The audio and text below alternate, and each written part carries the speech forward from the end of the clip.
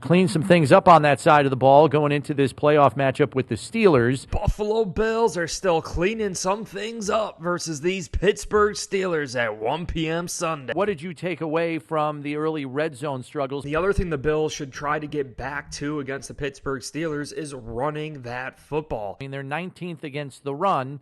Are they a middle-of-the-pack run defense that the Bills should have some opportunities against? Nah, they're middle of the pack. Just like Dan Orlovsky said, is that they really are in the middle of the pack in the NFL. It's stopping the run.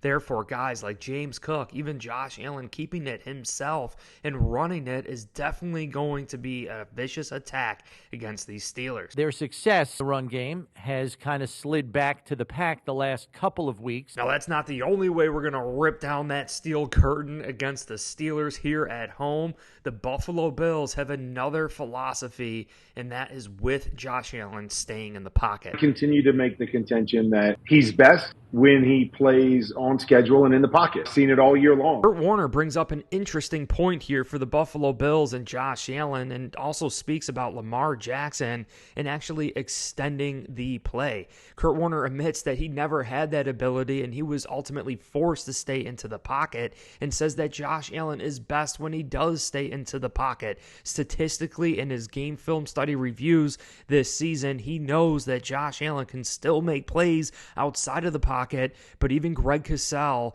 mentions that Josh Allen flees the pocket a little bit too soon. I should never be holding on to that ball, fading away 2.5 seconds into the play, still throwing a ball to a guy with his back to it. There has to be a little more sudden urgency. This is on Joe Brady as well, to have some additional checkdowns to go to in crucial downs and distances. When he doesn't go to Gilliam, the quick out, the 5-yard line to go to the touchdown, and he doesn't use easy answer on the rub play, they must have had those conversations in game, because they went right back to those same play calls, and he does hit Dawson Knox at the goal line on the short out play for a touchdown late in the game, and he hit Shakir up the sideline on a rub play that looked exactly like the one that you broke down that he didn't hit earlier in the game. And Chris Brown brought up an interesting point here too, admitting that Joe Brady and Josh Allen are making game time adjustments, seeing that Josh Allen really missed some reads early in the game, missing Reggie Gilliam on what would have been a sure touchdown in the red zone,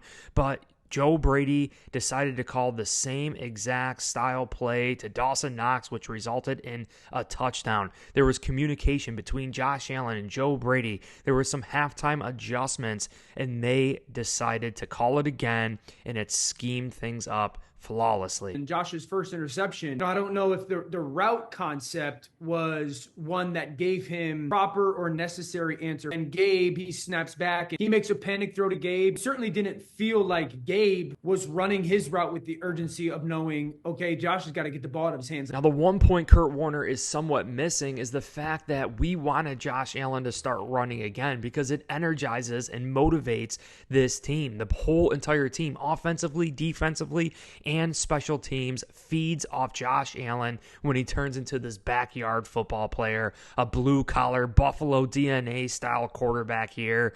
Josh Allen just hanging in the pocket. I think that's something Ken Dorsey tried to do. This is something that we tried to implement throughout 2023, but instead of having the handcuffs on Josh Allen, instead of telling him, hey, look, you need to hang into the pocket a little bit longer and force him to do that, we need to trust Josh Allen and believe he's going to know when. He's going to have enough wherewithal to take off with it, even if the play doesn't necessarily break down. Josh Allen has all the experience in the world at doing this throughout his NFL career, in college.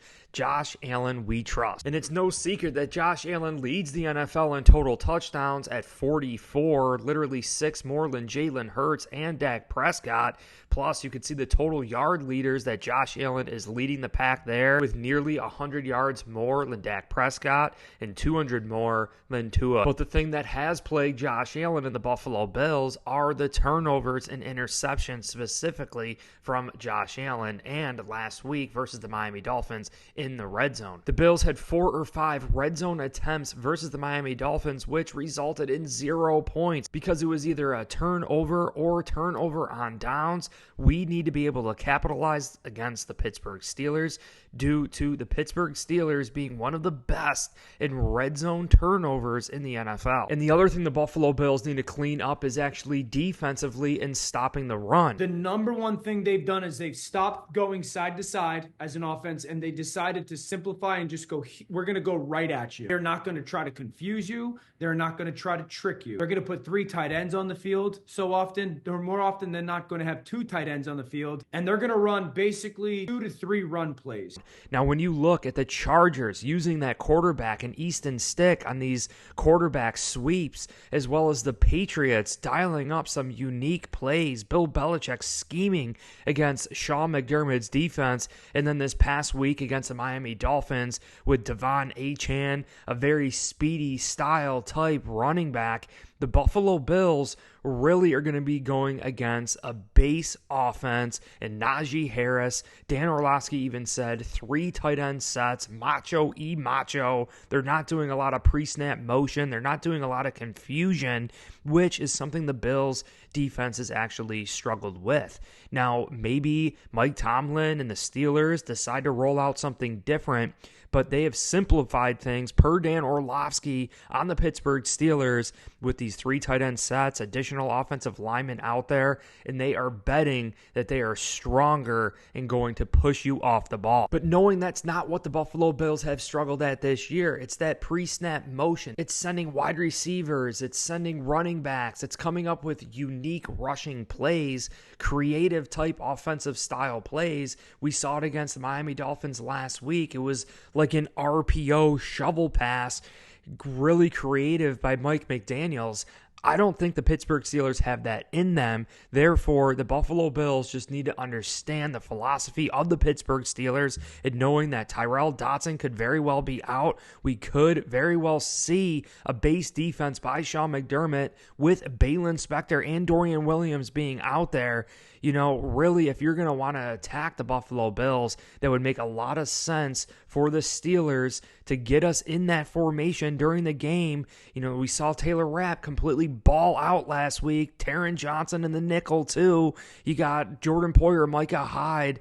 I think it makes a lot of sense for the Pittsburgh Steelers to try to get us into a base defense with Balin Spector and potentially Dorian Williams. Getting Stefon Diggs involved in this offense. We can clearly see here the past 4 seasons, Diggs has surpassed the record in Buffalo Bills franchise history, racking up 107 receptions this season. And some additional points with Stefon Diggs is the fact that teams have been double covering him, and the times that they decide not to double cover him, it is a surprise to the progression of this Buffalo Bills offense. You know, Stefon Diggs might not be number 1 in Josh Allen's progression because we are assuming that he's going to be double covered. In the times that he's not, you know, we're not that receptive to it. The other factor here is that Stefon Diggs has been taking himself out of the game himself. Has nothing to do with what we're doing. It's just Stefon Diggs taking himself out. But it is the playoffs, and I'm expecting the snap count to rise for Stefon Diggs. Dan Orlovsky and Kurt Warner really are breaking this down flawlessly at what the Buffalo Bills can still improve on. And it's clear the Bills, when we play to our fullest potential, like we did against the Dallas Cowboys or even the Miami Dolphins in Week 4, there is not a team in the NFL that could beat us.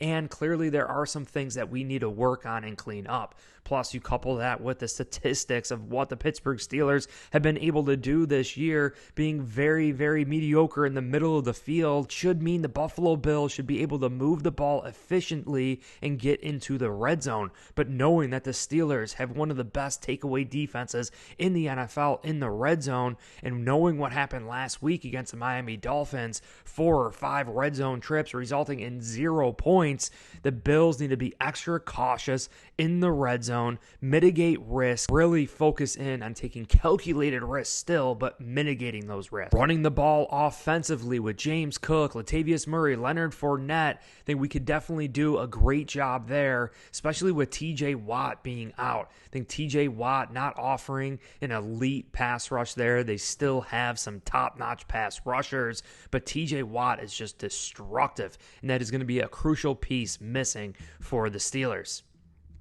Joe Brady dialing up some creative runs, getting James Cook on the perimeter, and also making sure that we are getting Stefon Diggs involved, stretching the field horizontally, stretching the field vertically as well. And you know what? Getting Dalton Kincaid and Dawson Knox involved in this passing game in the middle of the field. Dalton Kincaid finally getting some more explosive plays here. And Khalil Shakir, he had a 100% reception rate based on targets. He does not drop the football. And yes, when you look at this Buffalo Bills offensive line, allowing the fewest sacks in the NFL, maybe Josh Allen should hang in the pocket a little bit more, but I trust his instincts. I trust Josh Allen to make the right decisions for Buffalo. And I get it. A lot of the turnovers have happened when Josh Allen is trying to extend the play to make something out of nothing, but that is something that we need to live with Josh Allen. The facts are we are still winning games. The facts are the Buffalo Bills were 6-6. We finished the season 11-6